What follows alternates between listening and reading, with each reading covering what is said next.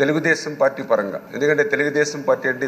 BC అంటే Telugu Desam party. ఎందుకంటే నేను కూడా ఆ రోజు చూసా 1982లో తెలుగుదేశం పార్టీ ఆవిర్భించక ముందు రాజకీయాలంటే ఒక ఫ్యాక్షనిస్టులు, ఇండస్ట్రిస్టులు, క్యాపిటలిస్టులు, భూస్వాముల చేతిలో ఉండేటువంటి రోజుల్లో ఆ రోజు ఎన్టీ రామారావు గారు రాజకీయం అంటే సామాన్యుడికి తెలియజెప్పేటువంటి స్థితిలో, అందులో ప్రత్యేకించి బడుగు బలహీన వర్గాలకి పెద్దపేట వేసేటువంటి స్థితి ఆ రోజు ఎన్టీ రామారావు గారి దగ్గర నుండి ఈ రోజు చంద్రబాబు నాయుడు గారి వరకు కూడా తెలుగుదేశం పార్టీలో ఈ ఆంధ్రప్రదేశ్ రాష్ట్రంలో నేను కూడా చూసినటువంటి పరిస్థితి. అందుకు ప్రత్యేకించి లాస్ట్ టైం కూడా నేను చూసాం, ఏదైతే రెండు పార్టీలు ఏదైతే వైఎస్ఆర్సీపీ తెలుగుదేశం పార్టీ ఉంటే ఆ రోజు కూడా వైఎస్ఆర్సీపీ పార్టీ అంటే ఒక జగన్మోహన్ రెడ్డి, ఒక విజయసాయి రెడ్డి, ఒక సుబ్బారెడ్డి, ఒక సజ్జల రామకృష్ణారెడ్డి, ఒక పెద్దిరెడ్డి రామచంద్రారెడ్డి, ఒక మిథున్ రెడ్డి, వీళ్ళు గుర్తు వచ్చేవారు ప్రజలకి. ఒక తెలుగుదేశం పార్టీ అంటే ఒక కళా వెంకట్రావు, ఒక అచ్చెన్నాయుడు, ఒక అయ్యన్న పాత్రుడు, ఒక యనమల రామకృష్ణుడు, ఒక పీతాని సత్యనారాయణ, ఒక కొల్లు రవీంద్ర, ఒక